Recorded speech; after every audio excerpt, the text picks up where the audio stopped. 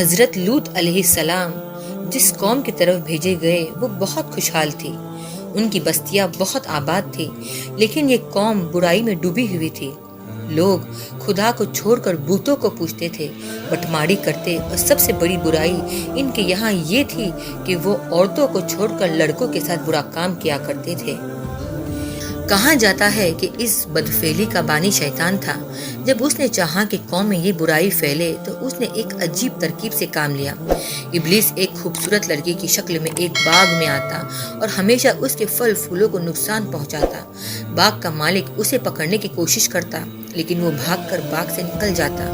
جب باغ کو بہت نقصان پہنچا اور باغ کا مالک پریشان ہو گیا تو ایک دن ابلیس نے کہا کہ اگر تو چاہتا ہے کہ میں باغ میں نہ آؤں تو میرے ساتھ یہ برا کام کر اور اپنے باغ کی طرف سے بے فکر ہو جا.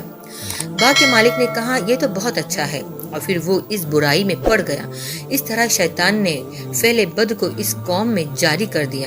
خدا کی طرف سے ہدایت کے لیے حضرت لوط علیہ السلام نے لوگوں کو اس فعل بد سے روکا اور تو خدا کا عذاب سمجھایا اور خدا کا خوف دلایا. بے شرم کیا برائی سے باز نہیں آتے، ہم پر خدا کا عذاب لا اگر تو سچا ہے.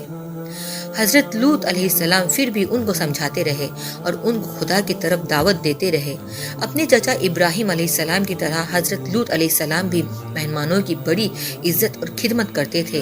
جب حضرت لوط علیہ السلام کی قوم کی برائی حد سے زیادہ بڑھ گئی تو خدا نے اس قوم کو مٹا دینے کا فیصلہ کر لیا. کچھ فرشتے حسین اور خوبصورت لڑکوں کی شکل میں حضرت لوط علیہ السلام کے سامنے آئے. حضرت لوط علیہ السلام کو سخت پریشانی ہوئی کیونکہ وہ اپنی قوم کی عادت سے واقف تھے، اس لیے مہمانوں کے آنے سے بہت رنجیدہ ہوئے. مہمانوں کو اپنے گھر میں ٹھہرایا اور بیوی سے کہا کسی کو مہمانوں کے آنے کا پتہ نہیں چلنا چاہیے. لیکن کافر بیوی نے جا کر لوگوں کو بتا دیا کہ اس کے گھر ایسے لڑکے آئے ہیں جن کے حسن اور قد و قامت کی تعریف نہیں کی جا سکتی، یعنی وہ حسن و جمال میں بے مثال ہے. اس خبر کے سنتے ہی بد چلن لوگ حضرت لوط علیہ السلام کے پاس پہنچ گئے.